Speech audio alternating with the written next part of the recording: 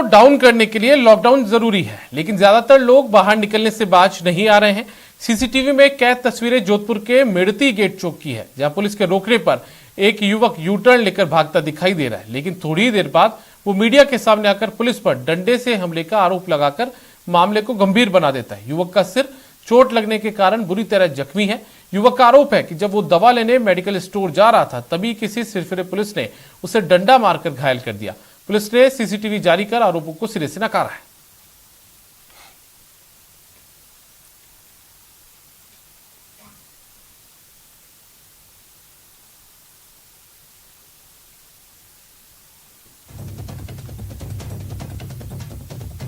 तो आप दो तस्वीरें देख रहे हैं अपने टीवी स्क्रीन पर। एक तस्वीर है वो सीसीटीवी फुटेज की है जो कि पुलिस ने जारी किया है और इन आरोपों को सिरे से नकारा है। दूसरी तस्वीर में आप उस युवक को देख सकते हैं जिसके सिर पर चोट के निशान है।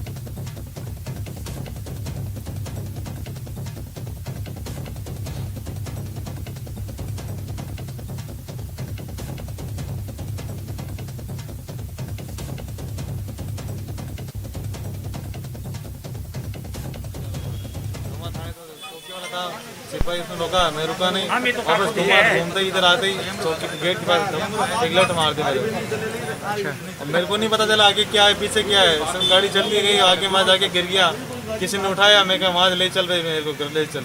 यासी नामक युवक व उसके परिजनों ने मेड़ती गेट चौकी के बाहर पुलिस द्वारा उसके सिर में डंडा मारने से चोट आने की शिकायत की, जिस पर मेड़ती गेट के आसपास के सीसीटीवी देखे गए तो यह स्पष्ट हुआ कि यह युवक पुलिस को देखकर मोटरसाइकिल वापस मोड़कर जाता हुआ दिख रहा है। मौके पर तैनात किसी भी मुलाजमान द्वारा उसके डंडा नहीं मारा। उस युवक के सिर में चोट कहां से लगी है, इस बारे में जांच की जा रही है। अलवर के बनोखर गांव में एक युवक की बेरहमी से पिटाई मामले में पुलिस ने अब तक कोई कार्रवाई नहीं की है। 6 दिनों तक तो पुलिस ने केस भी दर्ज नहीं किया था। पीड़ित की गुहार लगाने के बाद शनिवार को पुलिस ने केस तो दर्ज कर लिया, लेकिन सभी आरोपी गिरफ्त से बाहर है। इतना ही नहीं, अब पीड़ित को धमकी भी दे रहे हैं। युवक की पिटाई का वीडियो भी सोशल मीडिया पर वायरल हो रहा है। अभी वो वीडियो देख सकते हैं जिसमें कई लोग लाठी डंडों से युवक की बेरहमी से पिटाई कर रहे हैं। पीड़ित ओमवीर के मुताबिक वो 16 मई को डयोट थाना गांव जा रहा था, तभी रास्ते में 7 लोगों ने घेर कर उसकी लाठी डंडों से पिटाई की थी।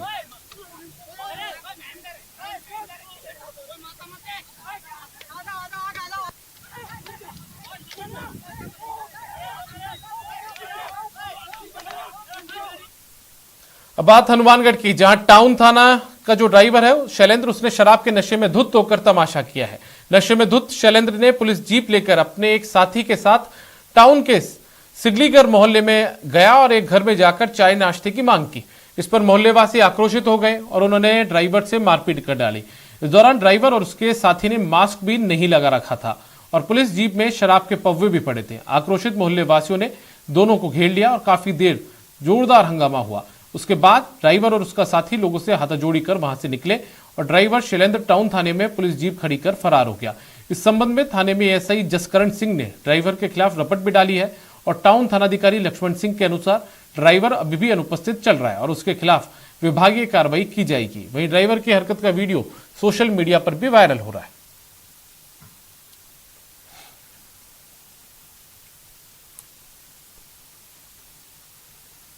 प्रदेश में लॉकडाउन है और सभी प्रकार के समारोहों पर प्रतिबंध है, लेकिन बावजूद इसके लोग समझने को तैयार नहीं है और गाइडलाइंस के उल्लंघन से बाज नहीं आ रहे हैं। भीलवाड़ा के शाहपुरा में भी गाइडलाइंस की अनदेखी कर 400 लोगों के सामूहिक भोजन का आयोजन किया गया, लेकिन तहसीलदार और पुलिस की टीम मौके पर पहुंच गई और आयोजक पर 20,000 का जुर्माना लगाया। साथ ही सारा तैयार खाना जब्त कर लिया और जरूरतमंदों के बीच बंटवाया गया।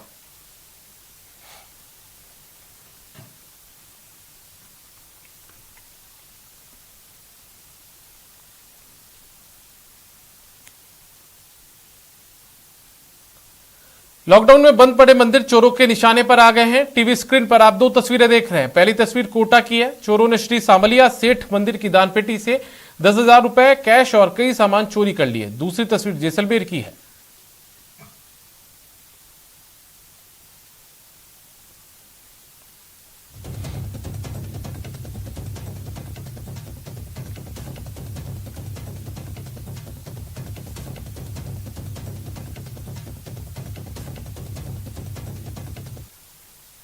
कोटा में दुस्साहसी चोर मंदिरों को भी निशाना बनाने से बाज नहीं आ रहे हैं। चोरों ने श्री सांवलिया सेठ मंदिर की दानपेटी से 10,000 रुपए कैश और कई सामान चोरी कर लिए। मंदिर के पुजारी महावीर प्रसाद गौतम ने चोरी की खबर जवाहर नगर थाने को दी। पुलिस ने घटनास्थल का मौका मुआयना कर साक्ष्य जुटाए हैं। रिपोर्ट दर्ज कर पुलिस ने चोरों के खिलाफ प्रकरण दर्ज कर जांच शुरू की है।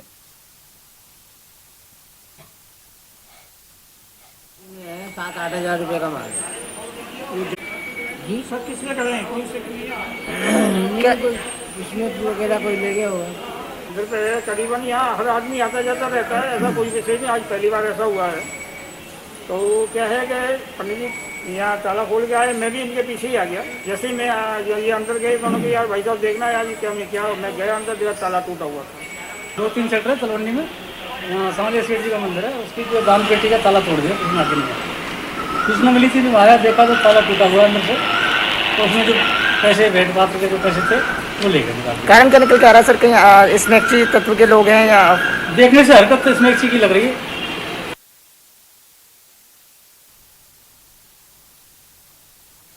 इधर जैसलमेर में असामाजिक तत्वों ने 3 दिनों के अंदर हिंगलाज मंदिर पर दूसरी बार धावा बोला। उन्होंने सभा भवन के ताले और शौचालय के ताले तोड़ डाले, साथ ही सभा भवन में पड़े सामान को नुकसान पहुंचाया। इससे पहले गुरुवार को भी असामाजिक तत्वों ने मंदिर पर धावा बोला था और बिजली के तार और बल्ब चुरा लिए थे।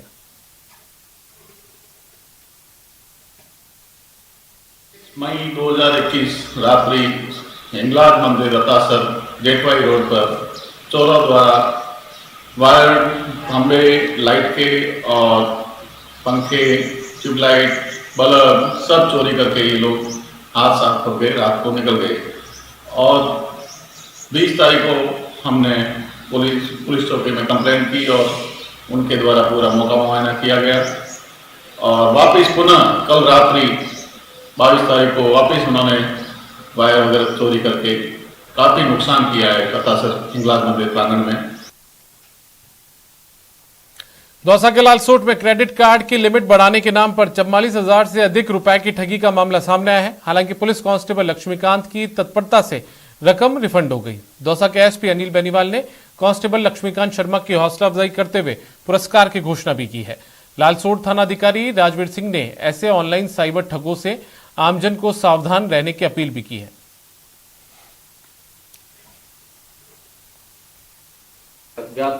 व्यक्ति ने फोन किया और बैंक के क्रेडिट लिमिट कार्ड की बढ़ाने के लिए उसको बताया गया, जिस पर उसने साइबर ठगी करते हुए उसके पास ओटीपी भेजा और उसने ओटीपी शेयर कर दिया। उसके बाद 44,240 रुपये उसके खाते से निकल गए, जिस पर उसने पुलिस में रिपोर्ट दी और उस पुलिस की रिपोर्ट के ऊपर हमने तुरंत कार्रवाई करते हुए लक्ष्मीकांत कांस्टेबल जो है उसने तुरंत नेशनल साइबर फ्रॉड ग्रुप बना हुआ है उसमें संपर्क किया गया और वहां से उसके फ्लिपकार्ट में पैसे को वापस ड्रॉप करवाया गया और पैसा उसके खाते में वापस आ गया। इसमें लक्ष्मीकांत कांस्टेबल की महत्वपूर्ण भूमिका रही है। कोरोना काल में भी भूमाफिया अपनी हरकतों से बाज नहीं आ रहे हैं। दबंग न सिर्फ सरकारी बल्कि निजी जमीनों पर भी कब्जा कर रहे हैं। राजसमंद के देवगढ़ थाना क्षेत्र में पूर्व सैनिक की जमीन पर दबंगों ने कब्जा कर लिया। पीड़ित अपनी जमीन बचाने के लिए अधिकारियों से गुहार लगा रहा है। मिली जानकारी के मुताबिक पूर्व सैनिक देवेंद्र ने 12 मई को देवगढ़ थाने में रिपोर्ट दर्ज करवाई थी कि उसकी जमीन पर खीम सिंह वोहरा ने कब्जा कर रखा है। शिकायत पर पुलिस ने 3 बार जाकर आरोपी को पाबंद किया और अतिक्रमण रुकवाया, लेकिन पुलिस के जाते ही आरोपी फिर से निर्माण कार्य शुरू कर देता है। अतिक्रमण कर रहा है, उसे मेरा रास्ता रुक जाएगा तो मैं उस जमीन में काश्तकारी करने कैसे जाऊंगा। इसके बारे में प्रशासन भी कोई कार्रवाई कर नहीं रहा है।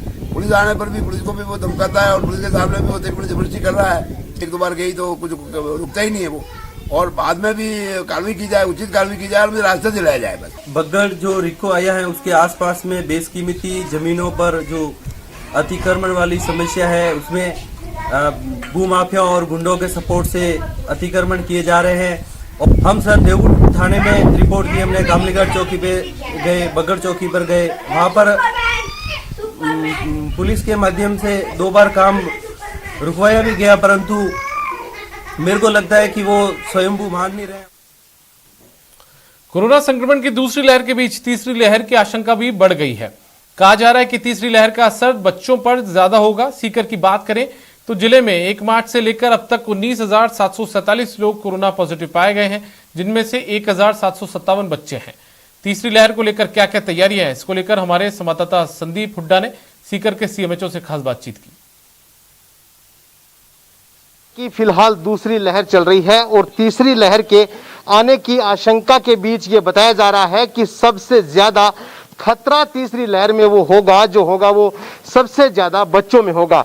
लेकिन सीकर जिले की बात करें तो यहाँ बच्चे पहले भी काफी संख्या में पॉजिटिव आए हैं और आगे भी बच्चों के लिए खतरा कम नहीं है। हमारे साथ इसी पर बातचीत करने के लिए सीएमएचओ डॉक्टर अजय चौधरी हैं।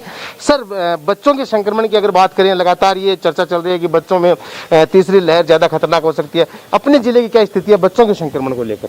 देखिए, जिस प्रकार की आशंका व्यक्त की जा रही है और जो आहट महसूस की जा रही है विश्वव्यापी और पूरे देश में भी, तो उससे चूंकि हमारा अनुभव ये रहा है कि पीछे का जो अनुभव रहा है उससे हम जो विश्व में घटित होता है इस कोरोना के मामले में, उससे हमारा राजस्थान और हमारा देश भी अछूता नहीं रहता है। तो हम लोगों ने इसके लिए पूर्व तैयारियां करनी शुरू कर दी है और जैसा विदित है कि बच्चों में ये आशंका जाहिर की जा रही है क्योंकि ये वायरस जो है म्यूटेट हो रहा है और लगातार उस एज ग्रुप को संक्रमित कर रहा है जो कि अब तक उससे बचाव आ रहा है। जैसे पहले चरण में हमने देखा और पहली लहर में हमने देखा कि वो बुजुर्गों पर ज़्यादा अटैक कर रहा था। अब जो दूसरी लहर आई है उसमें उसने युवा वर्ग को अपना निशाना बनाया। तो इसी आशंका को, इसी डाटा के आंकड़ों को देखते हुए और ये एक कयास लगाया जा रहा है कि अगली वेव बच्चों को नुकसान देने वाली होगी और उसके लिए जो हमने डाटा इकट्ठा किया है कि अब इस सेकेंड वेव में सीकर की क्या स्थिति है। तो सीकर में 1 मार्च के बाद से जो संक्रमित लोग आए हैं उनकी संख्या है 19,947। तो ऐसी स्थिति में जो 19,747 जो है वो फिगर आया और उसको जब हम एज ग्रुप में देखते हैं तो 18 वर्ष से कम के बच्चे इस 19,000 में से और 1757 जो कि एक बहुत बड़ा नंबर है। ऐसा पहले की वेव में नहीं देखा गया। तो निश्चित रूप से ये वायरस अब बच्चों की तरफ जा रहा है। बीकानेर दौरे पर आए केंद्रीय मंत्री अर्जुन राम मेघवाल ने पीबीएम हॉस्पिटल में 10 HFNC मशीनें भेंट की है। केंद्रीय मंत्री ने भरोसा दिलाया कि पीबीएम अस्पताल में संसाधनों की कमी नहीं आने दी जाएगी। उन्होंने कोरोना काल में सियासत करने के लिए प्रदेश सरकार पर निशाना भी साधा। हमारे संवाददाता विक्रम जागरवाल ने केंद्रीय मंत्री से खास बातचीत की। इस तरह का जो पूरा ये कार्यक्रम रहेगा जी, आप लोग लगातार जो है संसाधन उपलब्ध करवा रहे हैं और किस तरह के अब जो है व्यवस्थाएं पीबीएम में बढ़ाई जाएगी? देखिए, कोविड फर्स्ट वेव और सेकेंड वेव जो चल रही है उस दौरान जो मेडिकल के जो एक्सपर्ट लोग हैं डॉक्टर्स, उनसे बात होती रहती है कि कहाँ R&D की जरूरत है, इनोवेशन की जरूरत है। तो डॉक्टर गुंजन सोनी जी से और उनके पूरे टीम से जब बात हुई तो इन्होंने कहा अभी तो हमारे पास ऑक्सीजन देने के जो साधन हैं तो 15 से 20 लीटर के आसपास है प्रति मिनट। हाई फ्लो अगर नर्वस कैंडल आ जाए तो हम जो बहुत सीरियस पेशेंट है उसको भी ठीक कर सकते हैं। वो मिनी वेंटिलेटर का काम करेगा। वेंटिलेटर जैसे नहीं है तो भी वो एज गुड एज वेंटिलेटर जैसा काम करेगा तो सीरियस पेशेंट के लिए। तो अभी ये कहीं ज़्यादा अस्पतालों में है भी नहीं। जैसे मुझे बताया कि कोई राजस्थान के भी किसी अस्पताल में ये नहीं है। मैंने जब इसका पता लगाया, बजट की व्यवस्था की तो हुंडई तो जब मेरी बात हुई उन्होंने कहा ये काम आया हुआ है तो हॉस्पिटल में ध्यान हो बताया उनको, उन्होंने चेक किया तो उसकी रिपोर्ट आई थी तो बहुत उपयोगी ये बात को इसलिए कह रहे हैं और कोविड के बाद भी काम आएगा। तो मैंने देखा मैं बीकानेर में इससे पहले कैसे करके ले लूँ। तो मेरी वो सीनियर वाइस प्रेसिडेंट है उससे बात हुई, फिर चेयरमैन मुझे से बात हुई, हमारे यहाँ रजत गुप्ता जो स्थानीय है उनसे भी बात हुई और इसकी सप्लाई में भी थोड़ी अड़चन आ रही थी कि अभी आ नहीं पाएगा, कैसे करके हमने इसको सप्लाई भी हुआ। एक मशीन की कॉस्ट 2.76 2,76,000 10 मशीनें आएंगी।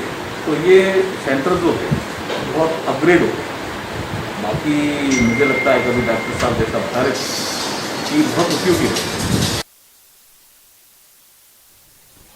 भरतपुर में लोगों की लापरवाही खत्म होने का नाम नहीं ले रही है। बयाना उपखंड की सबसे बड़ी सब्जी मंडी से आई तस्वीर को देखिए।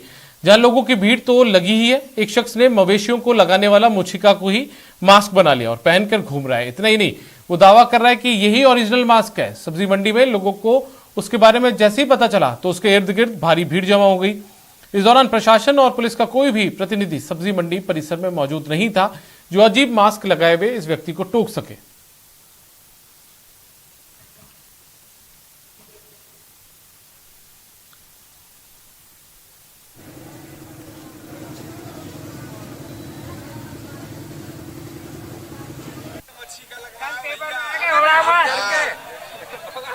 ऐसा मास्क ओरिजिनल लगा हुआ। हाँ, ओरिजिनल मास्क जरूर कल पेपर में आके हो रहा मास्क ऐसा मास्क ओरिजिनल लगा हुआ। हाँ, ओरिजिनल मास्क जरूर कल पेपर में आके हो रहा मास्क ऐसा मास्क ओरिजिनल लगा हुआ। हाँ, ओरिजिनल मास्क। और फिलहाल वक्त एक ब्रेक का है।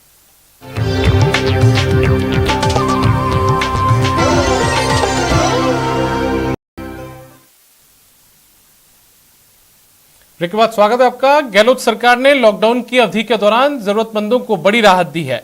इसके तहत हर जरूरतमंद को इंदिरा रसोई में मुफ्त खाने की सुविधा मिलेगी। राज्य के कई निकायों में संचालित होने वाली इंदिरा रसोई योजना की सभी रसोइयों में भोजन करने वाले हर व्यक्ति को सरकार मुफ्त भोजन करवाएगी। स्वायत्त शासन मंत्री शांति धारीवाल ने बताया कि राज्य में लॉकडाउन के दौरान सभी शहरों में चलने वाली रसोइयों में मुफ्त भोजन परोसा जाएगा। अगर कोई व्यक्ति पैसा देना चाहे तो रसोई संचालक ले सकेगा। बाकी रसोई संचालक पैसे की वसूली नहीं कर सकेंगे। अगर रसोई संचालक ने पैसा वसूला तो उसका लाइसेंस निरस्त कर दिया जाएगा। रसोई के जरिए जो भी व्यक्ति भोजन करने आता है उससे कोई पैसा नहीं लिया जाए। अगर वो स्वेच्छा से देता है तो उसकी मर्जी है, बाकी सारा पैसा राज्य सरकार भुगतेगी। मोटे तौर पर ये आदेश सब जगह जारी कर दिए गए हैं, लेकिन कहीं कहीं से इस प्रकार की शिकायत आती है कि इंदिरा रसोई को चलाने वाले लोग पैसा ले लेते हैं। तो ये गलत है। उससे उनका जो उनको लाइसेंस दिया गया है वो खारिज हो सकता है। कोई भूखा न सोए, ये संकल्प मुख्यमंत्री जी का स्वयं है और मुख्यमंत्री जी ने ये आदेश दिए हैं कि कोई भी व्यक्ति जो आता है भोजन करने के लिए आता है उसको बिठा करके उसके पुरस्कारी करो और उसको पूरा खाना खिलाओ, जितना भी उसका पेट भर सके उतना खाना खिलाओ। और हमारे साथ लवली बादवा हमारे सहयोगी इस पूरी खबर पर जानकारी के साथ जुड़ गए हैं। उनका रुख करते हैं। लवली, लॉकडाउन बढ़ने की आड़ के बीच राजस्थान सरकार ने एक बड़ा फैसला किया है कि यदि कोई व्यक्ति भोजन करने का पैसा चुकाना चाहता है तो ठीक है, और यदि नहीं दे सकता तो उससे जबरन वसूली भी जो रसोई संचालक है वो नहीं कर सकेगा। क्या कुछ इस पूरे मामले में अपडेट है? हाँ देखिए, बिल्कुल पूरे राजस्थान के जो करीब 190 से ज्यादा जो नगरीय निकाय हैं उनमें जो रसोइयां संचालित की जा रही है 200 से ज्यादा, वहां पर ये आदेश जो है वो तत्काल लागू कर दिए गए हैं। पूर्व में एनजीओ के माध्यम से ये भोजन जो है वो कराया जा रहा था। 8 रुपए प्रति व्यक्ति जो है ये गर्म खाना जो है वो परोसा जा रहा है। तो ये तमाम जो पैसे का जो व्यय होगा ये सरकार अपने ऊपर लेगी। जो एनजीओ और की सहायता से, स्पॉन्सरशिप की सहायता से पूरा भोजन जो है पूरे लॉकडाउन पीरियड के दौरान जरूरतमंदों को कराया जाएगा। पूर्व में भी इस संबंध में आदेश जारी हो गए थे, मगर कई जगह से शिकायतें मिल रही थी कि रसोई संचालक पैसा मांग रहे हैं और निःशुल्क भोजन नहीं करा रहे। तो ऐसे में आज यूडीएच मंत्री शांति धारीवाल खुद सामने आए हैं, आगे आए हैं और उन्होंने 2 टूक चेतावनी देते हुए कहा है कि पूरी तरह से निःशुल्क ये जो योजना होगी इसका लाभ जो है वो जरूरतमंदों तक पहुंचेगा। जो भी व्यक्ति इस भोजन का लुत्फ लेना चाहता है वो ये भोजन कर सकेगा और पौष्टिक भोजन जो है परोसने के लिए गर्मा गर्म भोजन परोसने की गाइडलाइन जो है वो सरकार की ओर से जारी की गई है। आपको बता दें, लाखों की तादाद में प्रतिदिन ये थालियां जो है पूरे राज्य भर के अंदर जो है वो उठती हैं और कोशिश यही है सरकार की कि जो मुख्यमंत्री ने जो सपना देखा है, जो नारा दिया है, कोई भूखा ना सोए, उसके तहत जो है लोगों को भोजन उपलब्ध कराने की सरकार की मुहिम है। अभी कारगर कितनी साबित होती है और पूरी तरह से क्या कोई बिना शिकायत के भोजन व्यवस्था जो है सुचारू रूप से चलती है, इस पर स्वायत्त शासन विभाग के। जी चलिए लवली, बहुत बहुत शुक्रिया इस तमाम जानकारी के लिए। तो लवली हमारे साथ जुड़े हुए थे और बता रहे थे पूरी जानकारी।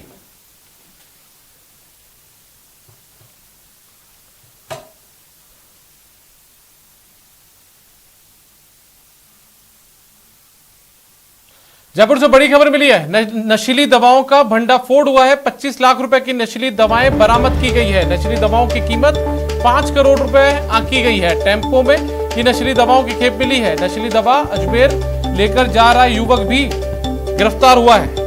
तो जयपुर से इस वक्त की बड़ी खबर, नशीली दवाओं का भंडाफोड़ पुलिस ने किया है। 25 लाख रुपए की नशीली दवाएं बरामद की गई है।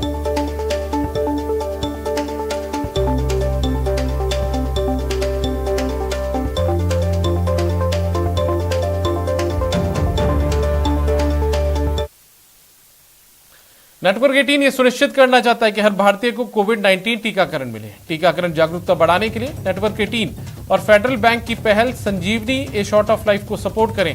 Health expert Apollo 24/7।